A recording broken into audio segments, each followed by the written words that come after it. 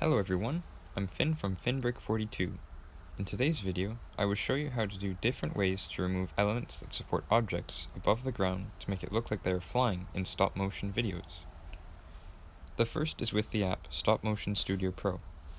This app is around $7 Canadian or $5 US and is the paid version of the free app Stop Motion Studio.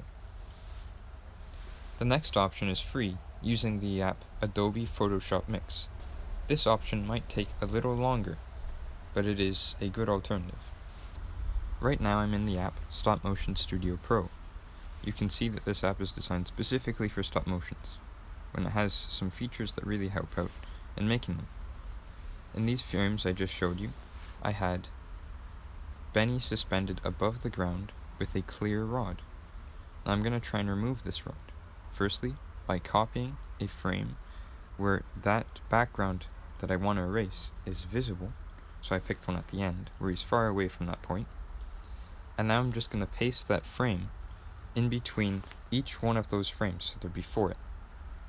So I want to paste the frame that has the background that's clear in between all of the frames where Benny is suspended above the ground with the rod. Now that I've done that, I'm just going to click on the erase button, and I go into the app, and now I just need to pick a size of brush. I normally try and keep them the same size as the object I'm erasing when I'm doing this, so I'm just erasing a little bit of this line here and getting rid of that rod. And this can take some time, but it's usually pretty good.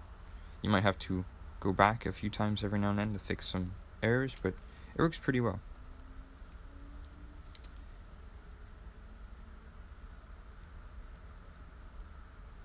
So yeah, once you've erased all of the parts of the rod, I also like to erase the shadows. So in this scene you can see the shadows in this picture on the left hand side of the image, and also a little bit before that crater there. So I'll just use the same feature to remove them. I'll probably actually switch to a larger brush as well. This brush will let me get a little bit more area done in a shorter amount of time, specifically for the large shadowed area on the left. So removing this removes the shadow that my hand made when I was holding the clear rod to suspend Benny above the ground.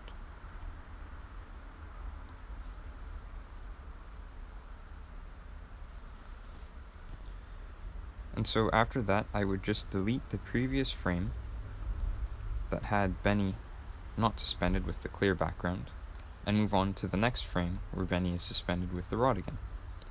And I just repeat the same process as before, where I pick out the brush size, remove the object with the eraser showing the previous image's background in front, and then I just you keep doing the same process over and over for all the frames where Benny's suspended, and only those frames. You don't need to do it for all of them, just those ones. And so for me that was, I don't know, maybe 20.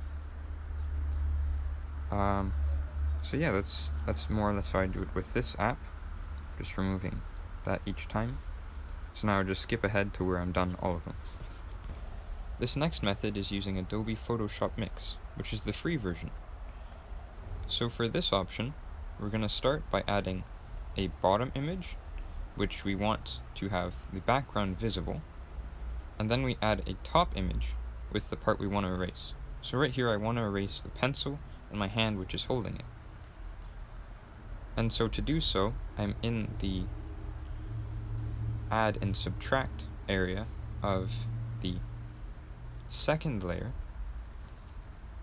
so the layer where I want to erase the pencil, and I'm just adding all the parts of the image by sliding around them and having them added on top of the previous frame.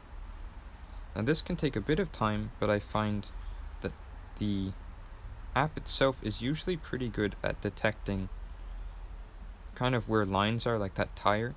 That would have been very hard otherwise. But sometimes it does a bit too good of a job and detects too much, so it does take some moving around and zooming in and out. But over time, I think it's a little easier to get used to. So yeah, it's pretty good, I think. it's really important to try and match the background lighting of the image you're erasing with the upper layer background. So here you can see that I've got the image layer and the mix layer. The mix layer is the one I'm adding on top of the image layer, and I just need to remove or add a bit more of that mix layer on top of that image layer. And now that I've done that, you get the final result, which looks pretty good. I guess you can edit it as you go, but yeah. So in this next portion, I'm going to show you how to use it in an additional app, Photoleap, which I'm using as kind of a replacement for Photoshop Mix. So Photoshop Mix isn't available in the App Store anymore, so this one's a good alternative. So it's pretty similar. You use the same kind of steps as the Photoshop Mix, but this one you add, I think you have to use both layers, but maybe it just has some kind of magic eraser or something, but I placed the same bottom layer and the same top layer, but the difference is this time I'm drawing over my hand and the pencil to erase them. It works pretty well. It might even fade it a little more into the background than the Photoshop Mix, but let me know what you think. Yeah, those are the two options. That's more or less how to erase supporting elements in LEGO stop motions and stop motions in general to make it seem that things are suspended in the air through jumping or flying. Hopefully you found this useful. If you have any questions, please leave them in the comments section, and I will do my best to try and help you out with that. But yeah, thank you all very much for watching, and I hope you have a great day.